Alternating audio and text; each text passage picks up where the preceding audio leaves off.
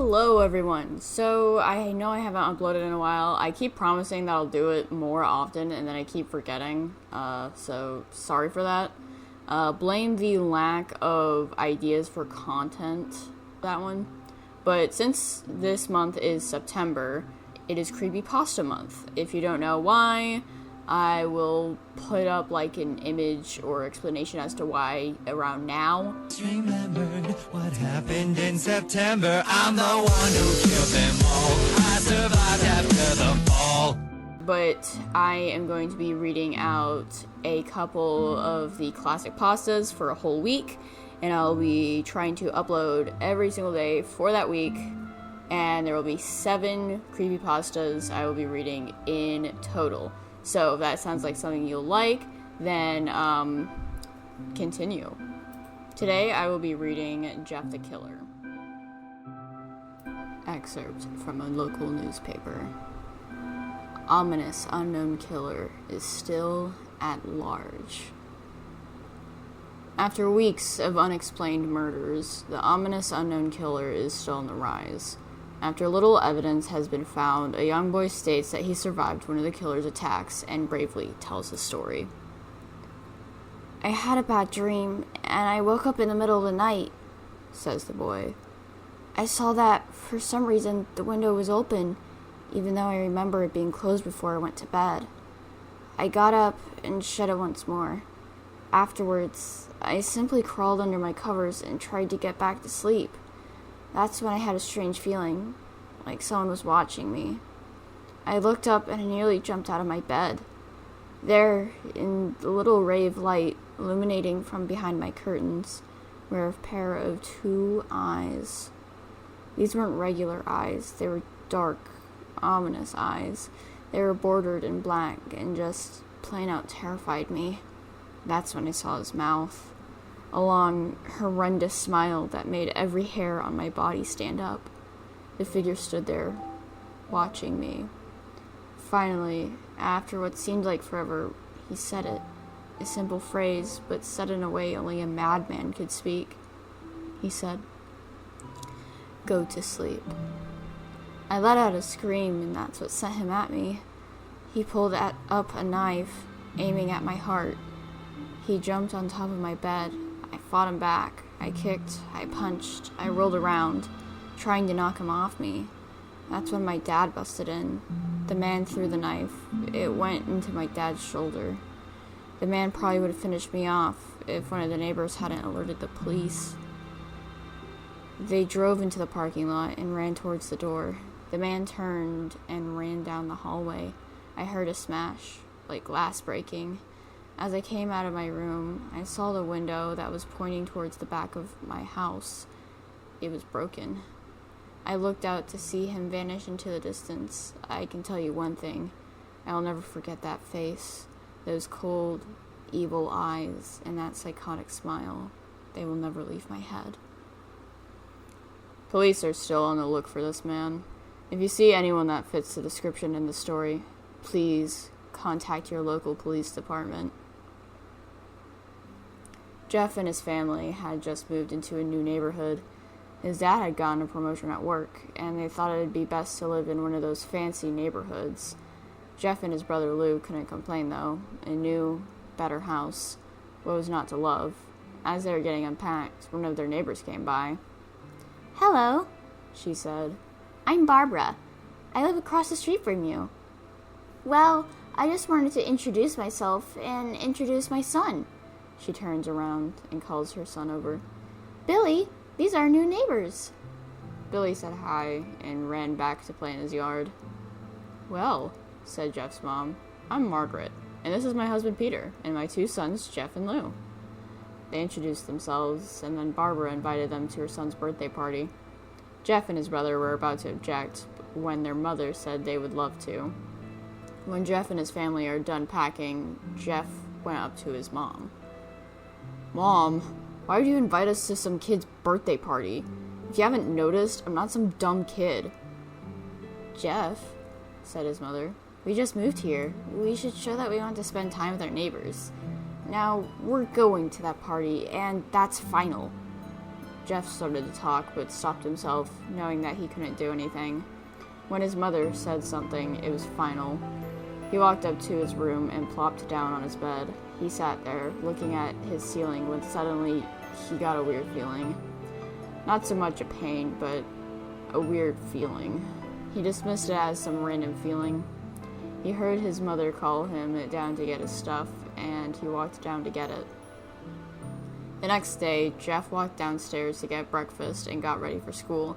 As he sat there eating his breakfast, he once again got that feeling. This time it was stronger. It gave him a slight tugging pain, but once again he dismissed it. As he and Lou finished breakfast, they walked down to the bus stop. They sat there waiting for the bus. And then, all of a sudden, some kid on a skateboard jumped over them, only inches above their laps. They both jumped back in surprise. "Hey, what the hell?" The kid landed and turned back to them. He kicked his skateboard up and caught it with his hands. The kid seemed to be about 12, 1 year younger than Jeff. He wears a Aristotle shirt and blue lip. He wears an Aristotle shirt and ripped blue jeans. Well, it looks like we got some new meat. Suddenly, 2 other kids appeared. One was super skinny, and the other was huge. Well, since you're new here, I'd like to introduce ourselves. Over there is Keith. Jeff and Lou looked over to the skinny kid. He had a dopey face that you would expect a sidekick to have. And he's Troy. They looked over at the fat kid. Talk about a tub of lard. This kid looked like he hadn't exercised since he was crawling. And I, said the first kid, am Randy. Now, for all the kids in this neighborhood, there's a small price for bus fare if you catch my drift. Lou stood up, ready to punch the lights out of the kid's eyes when one of his friends pulled a knife on him. I had hoped you would be more cooperative, but it seems we must do this the hard way. The kid walked up to Lou and took his wallet out of his pocket. Jeff got the feeling again. Now it was truly strong, a burning sensation. He stood up, but Lou gestured him to sit down. Jeff ignored him and walked up to the kid. "Listen here, you little punk. Give back my bro's wallet or else." Randy put the wallet in his pocket and pulled out his own knife. "Oh, and what will you do?" Just as he finished the sentence, Jeff popped the kid in the nose. As Randy reached for his face, Jeff grabbed the kid's wrist and broke it. Randy screamed, and Jeff grabbed the knife from his hand. Troy and Keith rushed Jeff, but Jeff was too quick. He threw Randy to the ground. Keith lashed out at him, but Jeff ducked and stabbed him in the arm. Keith dropped his knife and fell to the ground screaming. Troy rushed him too, but Jeff didn't even need the knife. He just punched Troy straight in the stomach, and Troy went down. As he fell, he puked all over. Lou could do nothing but look in amazement at Jeff. "Jeff, how did you..." That was all he said. They saw the bus coming and knew they'd be blamed for the whole thing, so they started running as fast as they could. As they ran, they looked back and saw the bus driver rushing it over to Randy and the others. As Jeff and Lou made it to school, they didn't dare tell what happened. All they did was sit and listen. Lou just thought of that as his brother beating up a few kids, but Jeff knew it was more. It was something scary. As he got that feeling, he felt how powerful it was. The urge to just hurt someone. He didn't like how it sounded, but he couldn't help feeling happy. He felt that strange feeling go away and stay away for the entire day of school.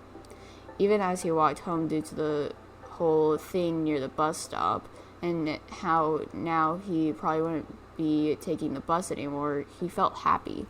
When he got home, his parents asked him how his day was, and he said in a somewhat ominous voice, "It was a wonderful day." Next morning, he heard a knock at his front door. He walked down to find 2 police officers at the door, his mother looking at him with an angry look. "Jeff, these officers tell me that you attacked 3 kids, that it wasn't regular fighting, and that they were stabbed. Stabbed, son?" Jeff's gaze fell to the floor, showing his mother that it was true. "Mom, they were the one who pulled the knives on me and Lou." "Son," said one of the cops, "we found 3 kids, 2 stabbed, 1 having a bruise on his stomach, and we have witnesses proving that you fled the scene. Now, what does that tell us? Jeff knew it was no use. He could say him and Lou had been attacked, but there was no proof it was not them who attacked first. They couldn't say they weren't fleeing, because truth be told, they were, so Jeff couldn't defend him or Lou. Son, call down your brother. Jeff couldn't do it, since it was him who beat up all the kids. Sir, it was me. I was the one who beat up the kids. Lou tried to hold me back, but he couldn't stop me. The cop looked at his partner, and they both nod. Well, kid, looks like you're in juvie. Wait, says Lou. They all looked up to see him holding a knife. The officers pulled their guns and locked them on Lou. It was me. I beat those little punks. Have the marks to prove it. He lifted up his sleeves to reveal cuts and bruises, as if he was in a struggle. Son, just put the knife down, said the officer. Lou held up the knife and dropped it to the ground.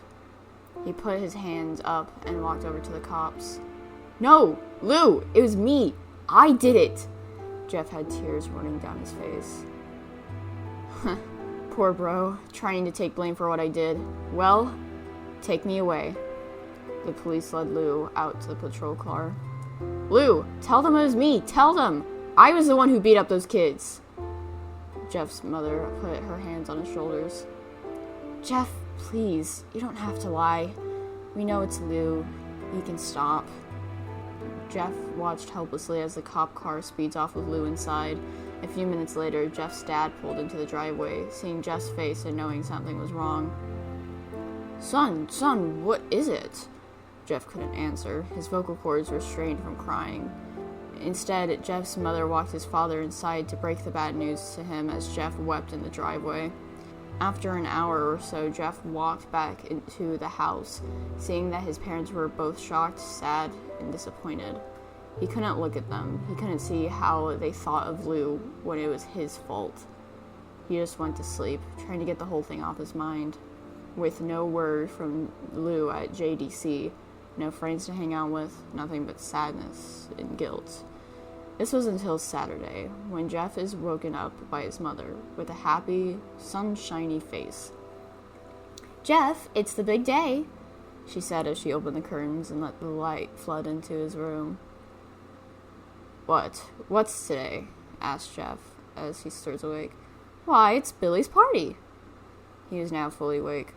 Mom, you're joking, right? You don't expect me to go to some kid's party after... There was a long pause. Jeff, we both know what happened. I think this party could be the thing that brightens up the past days. Now, get dressed.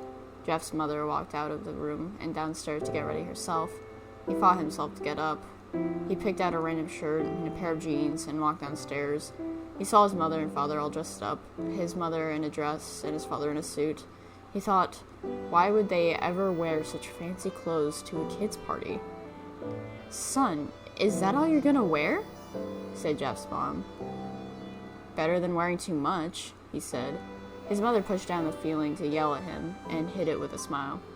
Now, Jeff, we may be overdressed, but this is how you go if you want to make an impression.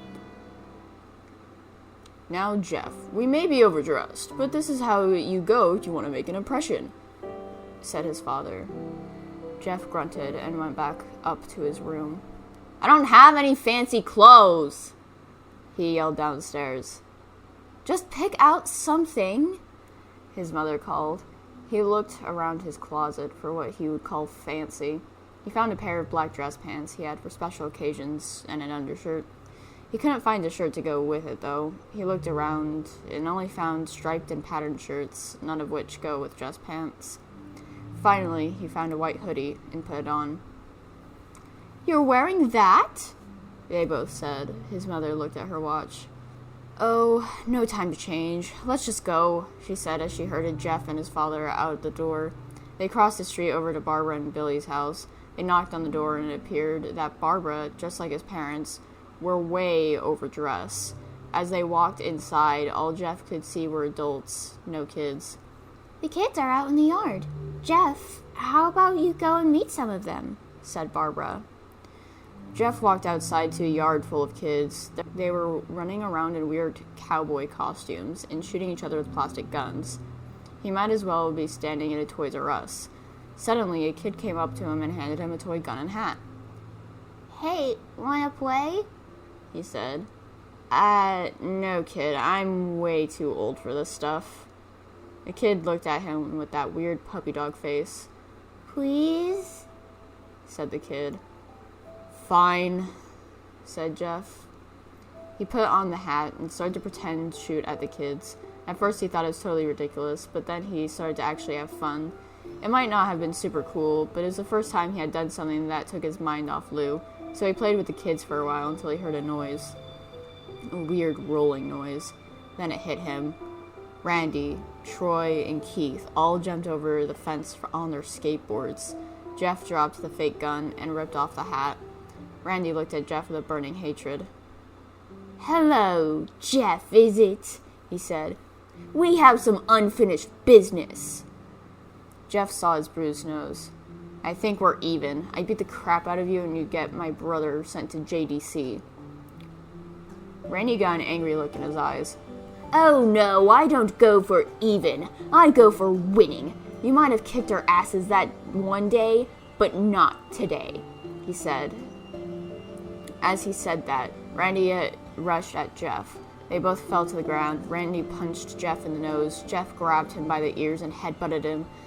Jeff pushed Randy off of him, and both rose to their feet. Kids were screaming, and parents were running outside the house. Troy and Keith both pulled guns out of their pockets. No one interrupts, or guts will fly, they said. Randy pulled a knife on Jeff and stabbed it into his shoulder. Jeff screamed and fell to his knees. Randy started kicking him in the face. After 3 kicks, Jeff grabbed his foot and twisted it, causing Randy to fall to the ground. Jeff stood up and walked towards the back door. Troy grabbed him. Need some help? He picks Jeff up by the back of the collar and throws him through the patio door. As Jeff tried to stand, he is kicked down to the ground. Randy repeatedly starts kicking Jeff until he starts to cough up blood. Come on, Jeff! Fight me! He picks Jeff up and throws him into the kitchen. Randy sees a bottle of vodka on the counter and smashes a glass over Jeff's head. Fight! He throws Jeff back into the living room. Come on, Jeff! Look at me! Jeff glances up, his face riddled with blood. I was the one who got your brother sent to JDC, and now you're gonna sit here and let him rot in there for a whole year. You should be ashamed. Jeff starts to get up. Oh, finally, you stand up and fight. Jeff is now to his feet, blood and vodka on his face. Once again, he gets that strange feeling, the one in which he hasn't felt for a while. Finally, he's up, says Randy as he runs at Jeff. That's when it happens. Something inside Jeff snaps. His psyche is destroyed. All rational thinking is gone. All he can do is kill. He grabs Randy and pile drives him to the ground. He gets on top of him and punches him straight to the heart. The punch causes Randy's heart to stop, and Randy gasps for breath. Jeff hammers down on him, punch after punch. Blood gushes from Randy's body until he takes one final breath and dies. Everyone is looking at Jeff now. The parents, the crying kids, even Troy and Keith, although they easily break from their gaze and point their guns at Jeff. Jeff sees the guns trained on him and runs for the stairs. As he runs, Troy and Keith let out fire on him, each shot missing. Jeff runs up the stairs. He hears Troy and Keith follow up behind. As they let out their final rounds of bullets, Jeff ducks into the bathroom. He grabs a towel rack and rips it off the wall. Troy and Keith race in, knives ready. Troy swings his knife at Jeff, who backs away and bangs the towel rack into Troy's face. Troy goes down hard, and now all that's left is Keith. He is more agile than Troy, though, and ducks when Jeff swings the towel rack. He dropped the knife and grabbed Jeff by the neck. He pushed him into the wall. A thing of bleach fell down on top of him from the top shelf. It burnt both of them, and they started to scream. Jeff wiped his eyes as best he could. He pulled back the towel rack and swung it straight into Keith's head. As he lay there bleeding to death, he let out an ominous smile. What's so funny? Asked Jeff. Keith pulled out a lighter and switched it on. What's funny, he said, is that you're covered in bleach and alcohol. Jeff's eyes widened as Keith threw the lighter at him. As soon as the flame made contact with him, the flames ignited the alcohol in the vodka. While the alcohol burned him, the bleach bleached his skin. Jeff let out a terrible screech as he caught fire. He tried to roll out of the fire, but it was no use. The alcohol had made him a walking inferno. He ran down the hall and fell down the stairs. Everybody started screaming as they saw Jeff, now a man on fire, drop to the ground, nearly dead. The last thing Jeff saw was his mother and other parents trying to extinguish the flame. That's when he passed out. When Jeff woke, he had a cast wrapped around his face. He couldn't see anything, but he felt a cast on his shoulder and stitches all over his body. He tried to stand up, but he realized there was some tube in his arm, and when he tried to get up, it fell out. A nurse rushed in. "I don't think you can get out of bed just yet," she said as she pushed him back in the bed and reinserted the tube. Jeff sat there with no vision, no idea of what his surroundings were. Finally, after hours, he heard his mother. "Honey, are you okay?" she asked. Jeff couldn't answer, though. His face was covered, and he was unable to speak. "Oh, honey, I have some great news. After all the witnesses told the police that Randy confessed of trying to attack you, they let Lou go." This made Jeff almost bolt up, stopping halfway, remembering the tube coming out of him. "He'll be out by tomorrow, and you two will be together again." Jeff's mother hugs Jeff and says her goodbye. The next couple of weeks were those where Jeff was visited by his family. Then came the day where his bandages were to be removed. His family were all there to see it, what he would look like. As the doctors unwrapped the bandages from Jeff's face, everyone was on the edge of their seats. They waited until the last bandage holding the cover over his face was almost removed.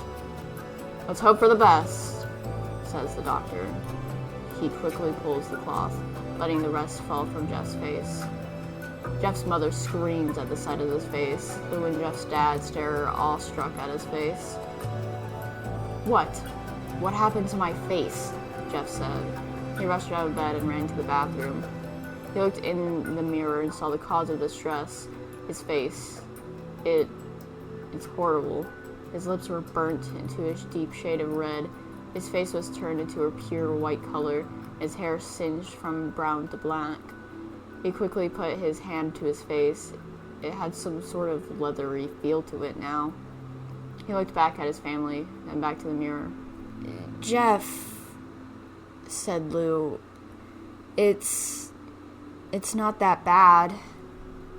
"Not that bad," said Jeff. "It's perfect." His family were equally surprised. Jeff started laughing uncontrollably. His parents noticed that his left eye and hand were twitching. Jeff, are you okay?" "Okay? I've never felt more happy."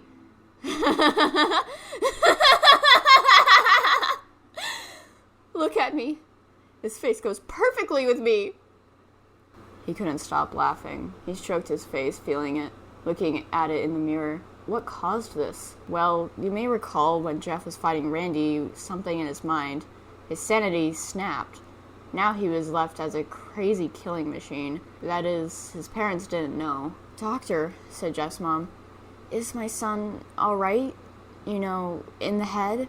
"Oh, yes, this behavior is typical for patients that have taken very large amounts of painkillers. If his behavior doesn't change in a few weeks, bring him back here and we'll give him a psychological test." "Oh, thank you, doctor." Jeff's mother went over to Jeff. "Jeff, sweetie, it's time to go." Jeff looks away from the mirror, his face still formed into a crazy smile. "'Kay, Mommy." His mother took him by the shoulder and took him to get his clothes. "This is what came in," said the lady at the desk. Jeff's mom looked down to see the black dress pants and white hoodie her son wore. Now they're clean of blood and now stitched together. Jeff's mother led him to his room and made him put his clothes on. Then they left, not knowing that this was their final day of life. Later that night, Jeff's mother woke to a sound coming from the bathroom. It sounded as if someone was crying.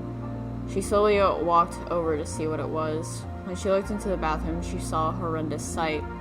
Jeff had taken a knife and carved a smile into his cheeks. "Jeff, what are you doing?" Jeff looked to his mother. "I couldn't keep smiling, Mommy. It hurts after a while. Now I can smile forever." Jeff's mother noticed his eyes ringed in black. "Jeff, your eyes!" His eyes were seemingly never closing. "I couldn't see my face. I got tired, and my eyes started to close. I burned out the eyelids so I could forever see myself. My new face! Jeff's mother slowly started to back away, seeing that her son was going insane. What's wrong, Mommy? Aren't I beautiful? Yes, son, she said. Yes, you are. Let me go get Daddy, so he can see your face. She ran into the room and shook Jeff's dad from his sleep. Honey, get the gun. She stopped as she saw Jeff in the doorway, holding a knife. Mommy, you lied. That was the last thing they hear as Jeff rushes them with the knife, gutting both of them. His brother Lou woke up, startled by some noise. He didn't hear anything else, so he just shut his eyes and tried to go back to sleep. As he was on the border of slumber, he got the strangest feeling that someone was watching him. He looked up before Jeff's hand covered his mouth. He slowly raised the knife, ready to plunge it into Lou. Lou thrashed here and there, trying to escape Jeff's grasp. Shh, Jeff said. Just go to sleep. So that was the first reading. I hope you guys ended up actually enjoying that. I know I struggled a bit with reading. I'm a little dyslexic, but I am very passionate about creepypasta, and I hope you guys find this video worth it. So hopefully I'll see you next time. Make sure to like so YouTube knows that you like videos like this, and subscribe if you want to see more from me specifically.